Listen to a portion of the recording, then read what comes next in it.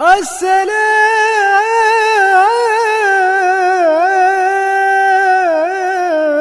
علیکم۔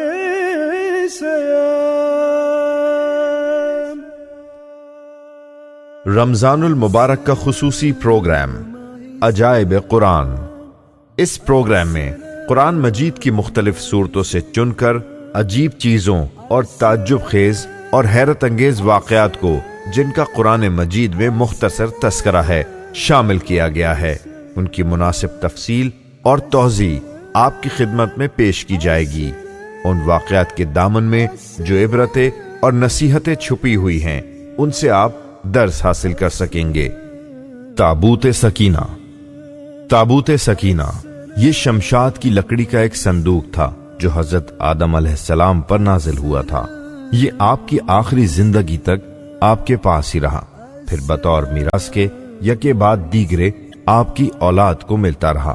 یہاں تک کہ یہ حضرت یعقوب علیہ السلام کو ملا، اور آپ کے بعد آپ کی اولاد بنی اسرائیل کے قبضے میں رہا، اور حضرت موسیٰ علیہ السلام کو مل گیا تو آپ اس میں تورات شریف اور اپنا خاص سامان رکھنے لگے۔ یہ بڑا ہی مقدس اور بابرکت صندوق تھا، اور بنی اسرائیل جب کفار کے لشکروں کی کثرت اور ان کی شوکت دیکھ کر سہم جاتے اور ان کے سینوں میں دل دھڑکنے لگتے تو وہ اس صندوق کو اپنے آگے رکھ لیتے تھے،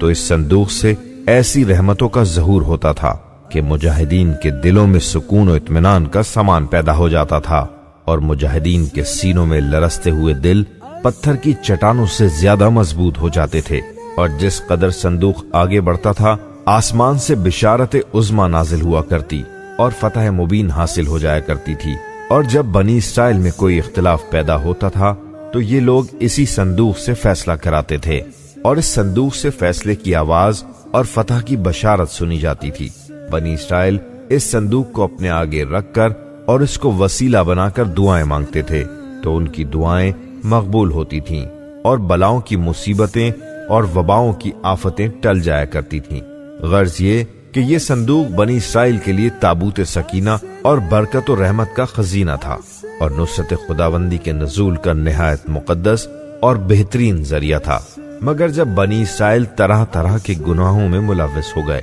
اور ان لوگوں میں معاصی و طغیان، سرکشی اور عصیان کا دورہ ہو گیا، تو ان کی بدعمالیوں کی نحوست سے ان پر خدا کا یہ غضب نازل ہو گیا کہ قوم عمائقہ کے کفار نے ایک لشکر جرار کے ساتھ ان لوگوں پر حملہ کر دیا، اور ان کافروں نے بنی اسرائیل کا قتل عام کر کے ان کی بستیوں کو تاخت و تاراج کر ڈالا، عمارتوں کو توڑ پھوڑ کر سارے شہر کو تہس نہس کر ڈالا، اور اس متبرک صندوق کو بھی اٹھا کر لے گئے، اور اس مقدس تبرک کو نجاستوں کے کوڑے خانے میں پھینک دیا۔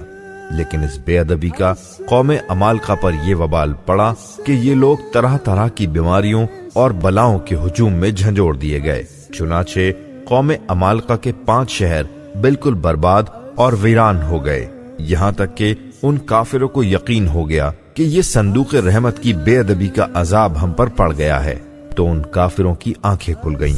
چنانچہ ان لوگوں نے اس مقدس صندوق کو ایک بیل گاڑی پر لاد کر بنی اسرائیل کی بستیوں کی طرف ہانک دیا۔ پھر اللہ تعالیٰ نے 4 فرشتوں کو مقرر فرما دیا جو اس مبارک صندوق کو بنی اسرائیل کے نبی حضرت شمویل علیہ السلام کی خدمت میں لائے۔ اس طرح پھر بنی اسرائیل کی کھوئی ہوئی نعمت دوبارہ ان کو مل گئی، اور یہ صندوق ٹھیک اس وقت حضرت شمویل علیہ السلام کے پاس پہنچا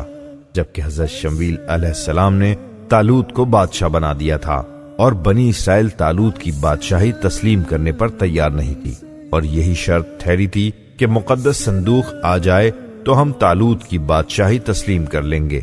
چنانچہ صندوق آ گیا اور بنی اسرائیل طالوت کی بادشاہی پر رضامند ہو گئے۔ تابوت سکینہ میں